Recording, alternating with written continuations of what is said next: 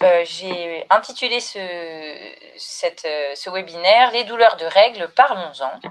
En effet, parlons-en. Pourquoi? Parce que on va parler de quelque chose qui concerne la moitié de l'humanité.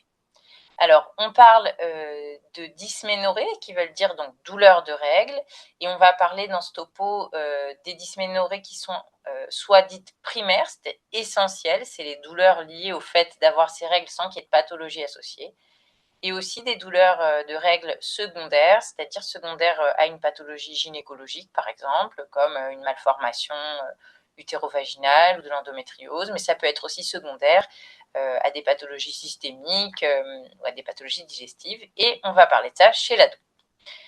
C'est important parce que c'est très fréquent. Donc, les études de prévalence des douleurs de règles chez l'adolescente, elles donnent des proportions variables, mais en gros, c'est entre une fille sur 2 à 9 filles sur 10 qui ont mal pendant leurs règles. Et parmi elles, il y en a la moitié qui ont des douleurs rapportées d'intensité modérée à sévère.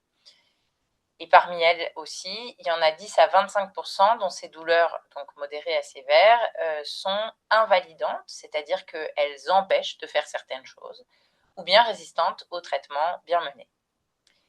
Et pourtant, alors que ça concerne autant de monde, les règles en général et les douleurs de règles aussi, sont encore tabous. Alors qu'est-ce que j'entends par tabou? C'est-à-dire il y a des choses dont on n'oserait pas parler. Les raisons, elles sont différentes pour chaque personne, mais ce qui est intéressant dans ce tabou, c'est qu'il est partagé. Ça peut être les patientes qui n'osent pas en parler, ça peut être les soignants et les soignantes qui n'osent pas en parler, ça peut être aussi la famille pour qui c'est un sujet tabou, et ça peut être tout le monde en même temps. Donc, c'est important de faire circuler la parole, et c'est pour ça que je suis contente de pouvoir discuter aujourd'hui grâce au réseau LCD. Et en plus, on parle des douleurs de règles à une période de la vie qui est déjà très particulière. Et quand je dis très particulière, il n'y a rien de péjoratif à ça. L'adolescence, c'est magnifique, et aussi c'est plein de premières fois, et aussi c'est plein de questionnements, et aussi parfois c'est pas magnifique. Et si en plus des chamboulements liés à l'adolescence, il y a quelque chose qui donnerait l'impression que quelque chose ne fonctionne pas dans notre corps, ou nous inquiète, ou nous fait souffrir, ou tout ça en même temps, eh bien ça peut rajouter de la complexité à la situation.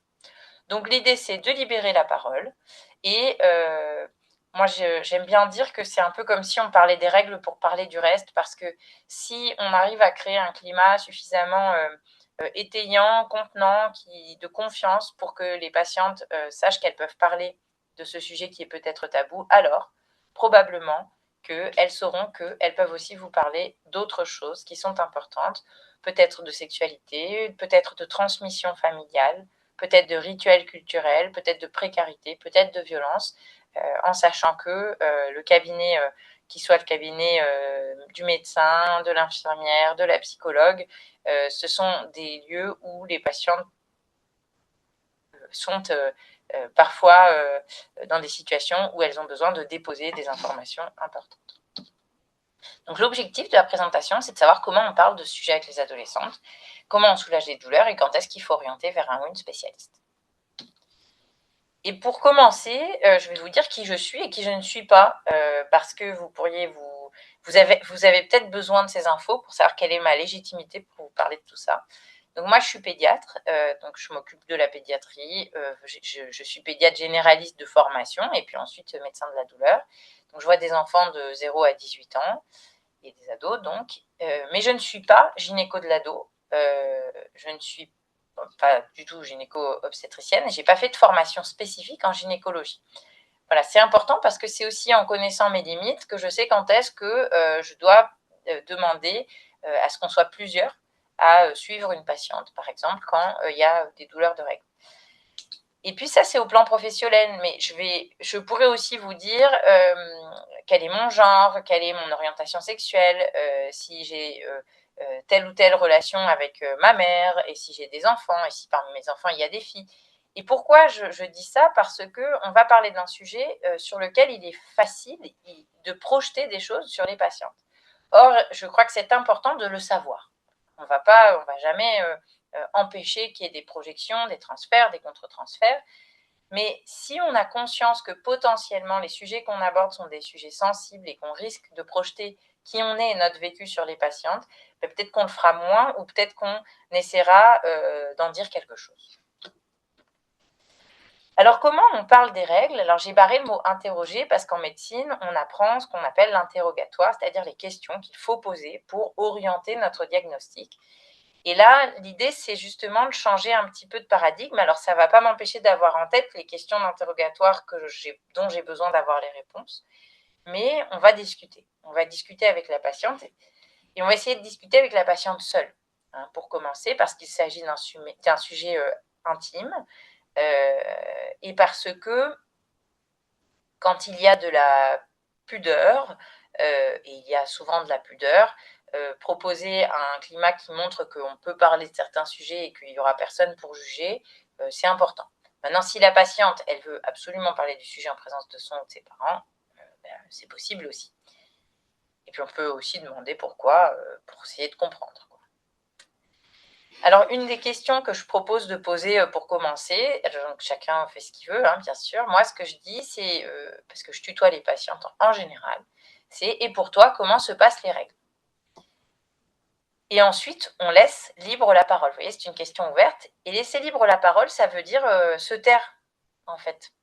Et c'est pas facile de laisser du silence. Mais si on dit que c'est un sujet qui est éventuellement sensible, délicat, tabou, que les gens peuvent être gênés, il faut se taire un peu. Alors, se taire, ça veut dire se taire vraiment. Pour que les gens parlent, il leur faut peut-être 10, 15, 20 secondes de silence.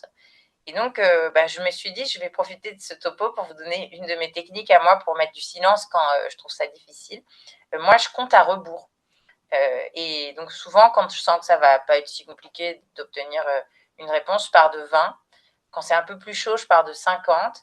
Et puis, quand je sens que c'est vraiment important que je me taise pour que quelque chose puisse venir de la patiente, je pars de 300. Donc, en fait, au bout d'un moment, c'est pour dire que c'est important de laisser libre la parole.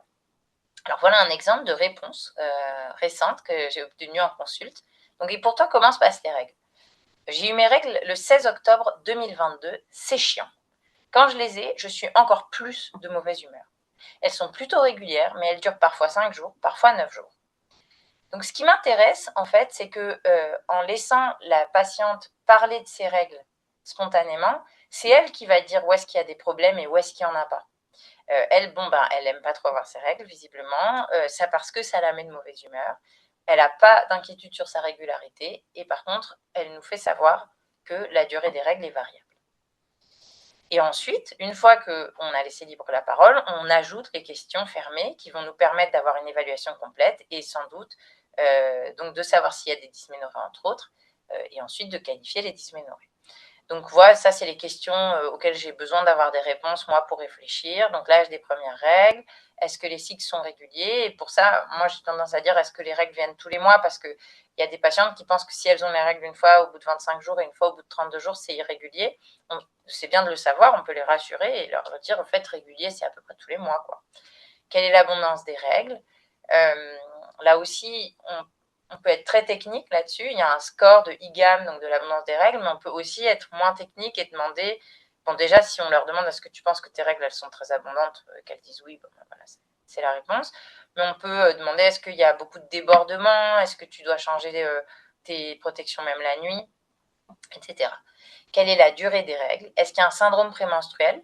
Ça, je trouve ça intéressant parce que souvent, c'est l'occasion aussi de dire que ça existe. Il y a plein d'ados qui ne savent pas que les symptômes qu'elles ressentent avant l'arrivée des règles, qui sont liés donc aux variations hormonales, ça a un nom, ça s'appelle le syndrome prémenstruel, qu'elles ne sont pas seules à ressentir ça. Voilà, c'est déjà rassurant. Et puis, vous voyez, une de mes dernières questions, c'est est-ce que tu as mal quand tu as tes règles, les dysménorrhées? Donc, finalement, pour ne pas cantonner le sujet des règles aux douleurs de règles. Et enfin, plutôt que de demander si dans la famille il y a des antécédents familiaux gynécologiques, par exemple de douleurs de règles ou d'endométriose, je vais demander comment se passent les règles chez les autres femmes de la famille. Je trouve ça intéressant parce qu'en posant cette question, j'ai quand même toujours accès aux antécédents gynéco dans la famille. Donc, je ne sais pas, les hystérectomies, les ovariectomies, les fibromes, les règles abondantes, les règles douloureuses, les règles irrégulières, les infertilités, les cancers, l'endométriose. Mais aussi, on a souvent accès aux représentations familiales des règles. Il y a des gens qui disent chez nous, on a toutes les règles en même temps, on a toutes mal en même temps, puis on a l'impression que. Et puis on se fait des bouillottes, et puis c'est sympa, et puis on sent qu'il y a quelque chose quand même, finalement, de pas si difficile à avoir ces règles ensemble, en famille, dans la famille, alors qu'il y en a d'autres qui vont dire moi, en fait, on n'a jamais parlé en famille. Et ça permet aussi de repérer les patientes qui ont personne à qui parler parce que c'est un sujet dont on ne parle pas dans la famille et qui peuvent se sentir isolées, voire gênées d'avoir leurs règles et d'avoir mal quand elles ont leurs règles. Voilà, donc ça c'est des exemples de réponses. Voilà, j'ai posé les questions spécifiques. Oui, parfois j'ai des débordements, mais je n'ai pas besoin de me lever la nuit, ça c'est pour l'abondance. Oui, j'ai des douleurs de règles. Ok. Donc maintenant, on va s'intéresser aux douleurs de règles. On a besoin d'avoir des éléments pour savoir si on est dans le cadre d'une dysménorrhée primaire ou essentielle, pour laquelle on va pouvoir être rassurant et proposer ce qu'il faut faire pour ne pas avoir mal, ou si on est dans le cadre de dysménorrhées qui ont l'air d'être secondaires, en tout cas qui pourraient l'être, et chez qui il faudrait orienter la patiente vers un ou une spécialiste. Donc, est-ce que les règles, elles ont toujours été douloureuses dès le premier cycle, ou est-ce que c'est venu progressivement? Quelle est leur intensité? Là, on utilise une échelle d'évaluation, par exemple le VA ou l'échelle numérique. Quand débutent les douleurs? Combien de temps elles durent? C'est-à-dire par rapport aux règles. Est-ce que ça débute avant les règles? Est-ce que c'est les premiers jours? Est-ce que c'est toutes les règles? Est-ce qu'il y a même des douleurs entre les règles? Où se localisent les douleurs? Là, parfois, on a des surprises parce qu'en fait, on se rend compte qu'il y a des douleurs de règles, mais il y a des douleurs à plein d'autres endroits. On peut aussi voir qu'il y a des irradiations de certaines douleurs et peut-être même des douleurs neuropathiques parfois dans les membres inférieurs. Demander à la jeune fille 2 choses. Moi, je pars de là pour ensuite faire des propositions. Qu'est-ce que la fille fait déjà pour soulager ses douleurs? Par exemple, les bouillottes chaudes, les bains, les massages, le repos, la prise de médicaments. Il y a des dispositifs de TENS commercial du type Livia, Urgotens, je crois, qui sont disponibles en pharmacie. Et donc, comme les filles, elles ne nous ont pas attendu pour essayer des choses pour avoir moins mal, parfois elles ont déjà essayé, puis elles peuvent nous dire si ça marche. Et justement, on va demander parmi tout ça, qu'est-ce qui marche? Parce qu'on va partir de ce qui marche déjà, en fait, pour les accompagner. Et puis, très très important, quel est le retentissement de cette dysménorrhée sur le quotidien? Est-ce qu'il y a de l'absentéisme scolaire à cause des douleurs de règles, des passages à l'infirmerie, de l'absentéisme aux activités extrascolaires? En gros, est-ce que ça gêne le quotidien? Et puis des choses très importantes aussi, qui sont parfois plus cachées. Est-ce que ça provoque de l'isolement social, de la gêne, de la honte, de la peur? Donc là, c'est une patiente à qui j'avais un petit peu demandé de parler de cette dysménorrhée, donc ces douleurs de règles en particulier. Donc là, elle dit, pendant mes règles, j'ai mal dans le bas du dos et dans le bas du ventre. C'est comme si on tirait le ventre ou qu'on me donnait des coups. Ça fait mal à 7,5 sur 10. Ça diminue à partir du 3e jour. Il n'y a pas de douleur entre les règles, mais pendant les douleurs, je ne peux plus rien faire. Je rate les cours 1 ou 2 jours par mois minimum. Donc là, on voit une patiente qui est très gênée par ces douleurs qui sont très intenses. Et ça, c'est quand je demande un petit peu qu'est-ce que tu fais toi pour avoir moins mal quant à tes règles. Donc c'est une réponse vraiment géniale. Elle répond alors moi je mets une chanson de Billie Eilish. Donc là j'ai mis une petite photo de Billie Eilish, c'est pas la patiente. Très fort. Je demande à Aaron, qui est son meilleur ami, donc de faire le pitre avec mon frère. De faire le pitre et avec mon frère, on fait des crêpes ratées. Voilà. Bon, effectivement, là j'aurais pas pu faire une proposition plus personnalisée et ça lui faisait beaucoup de bien quand elle avait ses règles. Donc in fine, qu'est-ce qui va nous orienter vers des dysménorrhées primaires? Vous avez vu, on a fait tout ce qu'il faut pour avoir des arguments en faveur d'une dysménorrhée primaire ou secondaire, mais on a juste posé les questions ouvertes, quoi. C'est alors l'apparition en décalé par rapport à la ménarche, c'est-à-dire au cours des 2 premières années, mais ce n'est pas dès le premier cycle. Des douleurs qui débutent un petit peu avant les règles et pendant les premiers jours de règles, ça c'est en faveur des dysménorrhées essentielles ou primaires. Elles sont isolées, il n'y a pas d'autres symptômes associés, elles ont pas mal à d'autres endroits à ce moment-là et elles n'ont pas, par exemple, de douleurs quand elles font caca, de douleurs quand elles font pipi, de douleurs au moment des rapports sexuels. C'est des douleurs qui sont plutôt courtes, rarement toute la durée du cycle. Il n'y a pas de douleur entre les cycles. D'ailleurs, donc le témoignage tout à l'heure, là, le premier, ça donne un peu cette impression que c'est finalement des dysménorrhées essentielles. Mais on va voir, il y a d'autres arguments. Donc, l'intensité n'est pas un critère de gravité, mais quand même, c'est important parce que ça va peut-être déjà nous motiver à faire des propositions thérapeutiques. Il y a des patientes qui vont en fait pas avoir de demande et qu'il faut respecter. Mais quand il y a beaucoup de douleur, on va peut-être mettre en place des choses et donc l'intensité va nous permettre de réévaluer les propositions antalgiques quand on reverra la patiente. Et puis, il faut qu'il y ait un examen clinique normal. Alors moi, j'insiste beaucoup sur le fait que, évidemment, l'examen clinique, je parle d'un examen général. L'examen gynécologique, il doit être fait par des gens dont c'est le métier. Donc moi, quand je vois une patiente, l'examen général, c'est quoi? Ça va être le poids, la taille, la tension artérielle et puis éventuellement la palpation abdominale. Voilà. Et ça s'arrête un peu là. Je ne suis pas médecin généraliste, donc je ne fais pas des examens complets pour les dysménorrhées. Les traitements de première intention des dysménorrhées primaires, ça, c'est les recommandations. En fait, là, je vous ai montré les recommandations. Donc, la recommandation, c'est la prise précoce d'un anti-inflammatoire non stéroïdien. Et il faut expliquer aux patientes pourquoi c'est ça qu'on recommande et pas le spasfon et le paracétamol. Donc, déjà, il y a des études qui ont démontré que le spasfon et le paracétamol n'ont pas d'efficacité en théorie ou sur les études qui ont été faites sur des populations données. Ça ne veut pas dire qu'elles, ça ne leur fait pas du bien. Donc, si le spasfon et le paracétamol les soulagent et qu'elles veulent rester avec ce médicament, évidemment qu'elles peuvent rester. D'ailleurs, elles n'ont pas besoin qu'on leur dise, elles vont faire ce qu'elles veulent. Nous, on se doit de leur expliquer que s'il y a des cycles qui sont plus douloureux que d'autres et que du coup le spasfon et le paracétamol ne suffisent pas, c'est normal, ça arrive. Et donc, quand c'est le cas, il faut prendre un anti-inflammatoire non stéroïdien. On peut aussi leur dire, tu peux, dès le prochain cycle, essayer d'emblée parce que peut-être que tu vas avoir une meilleure efficacité que le spasfon et le paracétamol. Pourquoi on donne ce médicament? Parce qu'en fait, qu'est-ce qui se passe quand on a nos règles? Il y a une sécrétion de prostaglandine qui va permettre, donc qui sont des molécules de l'inflammation, qui va permettre la contraction utérine pour avoir la vidange utérine. C'est ça qui donne les règles, le sang qui coule, le sang de l'endomètre, donc dans l'utérus, qui coule à travers le vagin. Là, je fais comme si j'expliquais à une patiente, parce que en fait, quand on dit tout ça, on peut voir en fonction de ses réactions, du visage, ses froncements de sourcils, si tout ça, elle comprend ou elle ne comprend pas. Parce que peut-être qu'il y a beaucoup de choses de l'anatomie à reprendre aussi avec les patientes. Parfois, elles ne savent pas forcément que, par exemple, l'utérus est dans la continuité du vagin et qu'ensuite le sang s'écoule par le vagin, mais il provient de l'utérus et pas du vagin. Voilà, et donc on explique que c'est de l'inflammation et que donc on recommande un anti-inflammatoire. Vous me direz peut-être lequel. Alors, il y a des études qui montraient qu'il n'y avait pas de supériorité d'un anti-inflammatoire sur un autre pour les AINS. Donc, en fait, celui qui a l'AMM dès la petite enfance, c'est l'ibuprofène 400, enfin l'ibuprofène, et donc c'est 10 mg par kilo. J'ai mis 400 parce que souvent, quand les filles ont leurs règles, elles font plus de 40 kg. Je dirais qu'on peut proposer ça en première intention parce qu'on a un super profil de sécurité, il est utilisé énormément, mais l'Antadis est également efficace, sauf que l'AMM, elle est à 15 ans, c'est aussi le cas pour le Constyl qui est très efficace.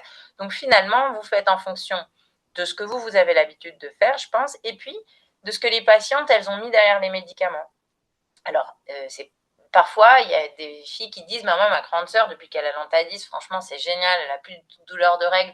On sent qu'elle aurait presque envie d'avoir le même médicament que sa sœur. » Bon, on lui prescrit l'Antadis parce que c'est bien qu'elle se dise que ça va marcher. Et puis, il y a des patientes qui disent « Mais moi, je ne suis pas du genre à prendre des médicaments, j'aime pas trop, j'attends que ça fasse vraiment mal. » Donc, on comprend très bien. Peut-être que d'ailleurs, la majorité des gens font ça. Et il faut expliquer pourquoi c'est important de le prendre dès le début. Et d'ailleurs que ça peut aller avec leur logique de prendre le moins de médicaments possible, parce que si on le prend le plus rapidement possible, il est efficace vite, ça arrête en fait l'emballement de l'inflammation et de la douleur. Et donc souvent, il n'y a besoin que de 1, 2 ou 3 prises et non pas des prises 3 fois par jour pendant 3 jours. Voilà. Et puis, c'est important de rappeler que pour avoir moins mal, il n'y a pas que les médicaments. Il y a tout ce qu'on aime bien faire, qui nous fait du bien. Donc là, j'ai mis hygiène de vie respectueuse du soi. Enfin, j'aurais pu juste mettre le bon sens près de chez vous. Ce que tu aimes bien faire, fais-le. Alors, c'est vrai que quand même, on insiste un peu sur le mouvement.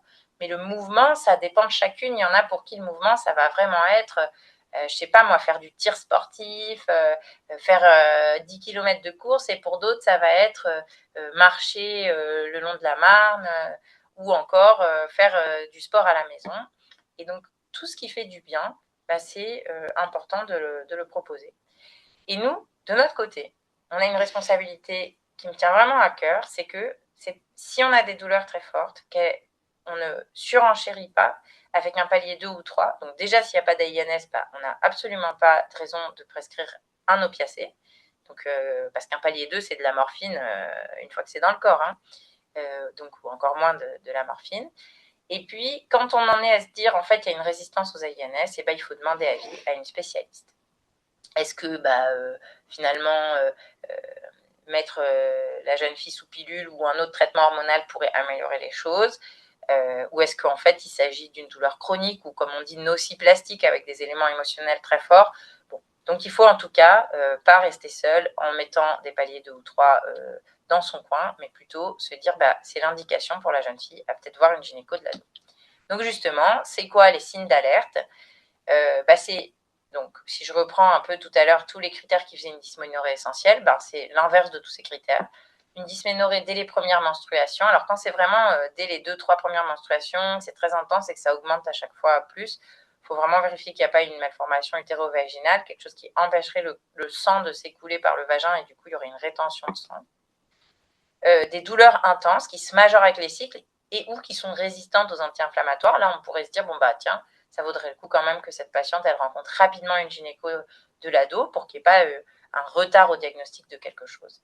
S'il y a une altération de l'état général, donc de la fatigue, de l'anorexie, de l'amaigrissement, ou qui nous ferait penser peut-être à une maladie de système, sachant que ça peut aussi être des symptômes anxio-dépressifs qui amènent à ça, mais en tout cas, on doit se poser la question et explorer les pistes. Une mauvaise croissance staturo-pondérale, même antérieurement à la ménarche. Là, je pense à quelques situations un peu exceptionnelles, mais quand même où on a diagnostiqué finalement, par exemple, une maladie cœliaque sur des dysménorrhées. Parce que la maladie cœliaque, parfois, ça entraîne une dysménorrhée. C'est une patiente qui a été ensuite très soulagée quand elle a fait le traitement de la maladie cœliaque. Est-ce qu'il y a d'autres symptômes associés, hein? Donc, tout à l'heure, je disais, s'il y a des douleurs à d'autres endroits, s'il y a des diarrhées, s'il y a des choses qui vous orientent vers soit une maladie de système, soit une maladie digestive. Et puis, donc, le point d'après, des signes qui peuvent évoquer une endométriose. Les 4D, donc c'est dysménorrhée, dyschésie, c'est douleur à l'émission des selles, dysurie, douleur quand la patiente fait pipi, ou dyspareunie, douleur au moment des rapports sexuels avec pénétration. Et puis, tout ce qui ne serait pas en lien avec les dysménorrhées, mais que vous avez repéré lors de votre entretien, justement parce que vous avez fait un entretien général sur les règles. Et s'il y a quelque chose qui inquiète l'ado, il faut vraiment se sentir de demander, mais toi, est-ce que tu aimerais, ou vous, est-ce que vous aimeriez voir spécifiquement une professionnelle formée à la gynécologie de l'adolescente? Et en rassurant l'adolescente, en lui disant, donc là, j'utilise un support qui est donc la première consultation gynécologique, c'est l'association Sparadra qui l'a édité. C'est en fait avant tout un dialogue. L'examen gynécologique, en général, n'a pas lieu la première fois, il n'a lieu qu'à la demande de la patiente. Et si et quand il a lieu, c'est toujours avec des explications sur ce qu'on recherche, pourquoi on le fait. Et donc ça, c'est très rassurant parce qu'il y a des filles qui ne veulent pas aller chez la gynéco parce qu'en fait, elles ont peur de l'examen gynéco, ou tout simplement, elles ont peur de la gynécologie et de l'image qu'elles ont. Donc moi, j'ai eu la chance, justement, au JNMG, là, vendredi, j'ai donné un topo aux Journées nationales de médecine générale, et l'après-midi, il y avait un topo sur les dysménorrhées de l'adolescente. Et il y avait l'équipe de Cochin, Sandrine Perrol, Corinne Bordonnet et Rima Bessage, je les cite parce que j'ai trouvé génial leur topo. C'est des praticiennes qui voient les adolescentes en particulier, donc 2 gynécomèdes et une radiologue. Et voilà les messages qu'elles ont donnés, je les trouve très importants. Elles ont rappelé que la chirurgie n'a pas sa place à visée diagnostique, en particulier chez la femme jeune. Elles ont dit on fait des chirurgies pour rien. Donc ça, c'est important parce que si vous voyez une patiente ado qui commence à aller peut-être parfois dans le privé, hein, je vais dire les choses clairement, dans des cliniques, et qu'on lui a dit on va faire une cellio exploratrice, ça, c'est pas normal, c'est pas les recommandations. Ça veut dire qu'il faut peut-être la sortir de ce circuit-là et lui proposer un circuit plus adapté. Elles ont rappelé que la première cause de dysménorrhée chez l'ado, c'est la dysménorrhée essentielle. Elles ont dit quelque chose que j'ai trouvé intéressant, c'est que plus les règles sont abondantes, plus elles sont douloureuses, parce qu'il faut plus de contractions, en fait, pour évacuer le sang. Et plus les règles sont espacées, plus elles sont abondantes. Donc finalement, quand on a une patiente qui, quand on demande si les règles sont régulières, dit « bah oui, mais je les ai tous les 2-3 mois », on peut imaginer que ça fait des règles plus abondantes et plus douloureuses. Et elle, ça vaudrait le coup qu'elle aille voir une gynéco de l'ado pour essayer de comprendre ce qui se passe. Elles ont rappelé qu'il n'y a pas d'examen complémentaire à faire en première intention et que si on a un doute sur une dysménorrhée secondaire, on fait une écho-pelvienne en première intention par voie suspubienne, donc ça veut dire pas par voie intravaginale s'il n'y a pas eu de rapport avec pénétration vaginale. Donc tout ça, c'est les bonnes pratiques. Donc quand on voit qu'une patiente elle a un chemin qui va vers des pratiques différentes, il faut l'aider à retourner vers des praticiens qui connaissent bien le sujet. Puis ils nous ont rappelé que quand on a une suspicion d'endométriose, déjà la prise en charge d'une dysménorrhée sévère qui est ou non de l'endométriose, c'est un peu la même. Ça, nous, on est d'accord. En tout cas, au centre de la douleur, on va proposer la même chose aux patientes qui est ou non une suspicion d'endométriose. Et aussi que les lésions, elles se voient à l'IRM, surtout à partir de 18 ans. Donc avant, c'est pas très intéressant l'IRM pelvienne. Maintenant, ça ne veut pas dire que déjà parfois elles l'ont déjà faite. Mais voilà, c'était pour vous donner quelques messages qui m'ont paru importants à rappeler parce que, comme je vous l'ai dit au début, je ne suis pas moi gynéco de l'ado et il y en a qui le sont et qui font les choses tellement bien. Voilà, quelques messages. Et donc justement, qu'est-ce qu'on fait quand malgré, par exemple, la mise sous pilule, par exemple, des examens ont été faits, on n'est pas inquiet qu'il y ait une maladie derrière qui provoque les douleurs, mais les douleurs résistent, elles deviennent chroniques, elles sont là même entre les règles, elles sont là tout le temps, elles empêchent de faire des choses, mais il faut vraiment se dire que là, il faut avoir un regard global. Alors c'est peut-être un peu idiot ce que je dis parce qu'il faut peut-être toujours avoir évidemment un regard global, mais là en tout cas on a un drapeau rouge et il faut se dire il faut avoir une évaluation biopsychosociale et ça se fait en consultation douleur par exemple, ça se fait en médecine de l'ado. Ça permet de se dire qu'on va laisser la place à d'autres sujets. Moi, j'en avais parlé au tout début, parler des règles pour parler du reste, pour aborder les sujets de vie difficiles, comme les violences, parce que parfois, il y a des violences vécues, que ce soit à l'école, que ce soit à l'activité extrascolaire, que ce soit à l'intérieur de la famille, des violences sexuelles parfois. Et il y a des études qui montrent qu'il y a plus de douleurs de règles chez l'adolescente quand les filles ont vécu des violences, et en particulier des violences sexuelles, ou quand il y a même eu plusieurs types de violences qui ont été rapportés, ou d'événements de vie difficiles. Les contextes, donc ça permet de parler des contextes familiaux complexes. Et complexe, c'est pas négatif, tout le monde fait ce qu'il peut dans la vie. Et de parler du retentissement des douleurs sur le quotidien. Qu'est-ce que nous, on propose, par exemple, dans un centre de la douleur pédiatrique? Des thérapies psychocorporelles, de la relaxation thérapeutique pour ressentir le relâchement des muscles dans le corps, par exemple, l'hypnose médicale, bien sûr, la psychothérapie, de la sophrologie. En fait, l'idée, c'est d'être à la carte en fonction de la demande de la patiente, de ce qu'elle a déjà fait, ce qui a marché, ce qui n'a pas marché, pour aider à réguler la douleur et offrir un espace d'échange à l'adolescente. On va en parallèle en général proposer du TENS, donc un traitement par neurostimulation transcutanée. Et le TENS, ça a démontré une efficacité dans les douleurs de règles, c'est très apprécié par les patientes, accompagné d'une consultation spécialisée avec une infirmière ressources douleurs formée à ça, des groupes thérapeutiques, de la thérapie familiale. Voilà tout ce qu'on peut proposer. Donc en conclusion, finalement, il y a une symbolique des règles. Et il y a toujours une symbolique des règles. Et je ne vais pas vous dire laquelle c'est parce que ça dépend de chacune et de chacun. Et donc, les dysménorrhées, elles peuvent, c'est-à-dire le fait que quelque chose dysfonctionne, d'une certaine façon, peuvent venir questionner la symbolique de chacune autour des règles et c'est bien d'en avoir conscience. Quand les patientes viennent, elles ont peut-être déjà vu plein de choses sur Internet ou alors elles ont vu des médecins. Et la consultation, ça peut être un espace de clarification pour donner des explications, pour faire un peu le tri. Le premier pas à faire, je dirais qu'il est assez simple finalement, c'est demander comment se passent les règles et laisser les patients parler. La médecine scolaire a un rôle important à jouer dans la prévention et la sensibilisation autour des dysménorrhées. Moi, je trouve qu'avec les années, on se rend compte que les infirmières scolaires, ça se voit qu'elles sont de plus en plus au courant et qu'elles adressent les patientes pour qu'il n'y ait pas un retard au diagnostic. Et diagnostic, ça peut être diagnostic de plein de choses, y compris d'endométriose, y compris d'autres troubles, y compris de choses qui vont mal dans la vie. L'objectif, et tout ça, ça peut contribuer à diminuer les conséquences des dysménorrhées, l'absentéisme scolaire, la perte de confiance en soi ou l'estime de soi. Et c'est très important. C'est même, je crois, le plus important. La démarche thérapeutique, on pourrait la simplifier si on avait envie, si on voulait retenir des messages clés en disant qu'en 1, il faut donner des anti-inflammatoires non stéroïdiens quand il y a des douleurs de règles. Et si ça ne suffit pas, il faut demander un avis spécialisé.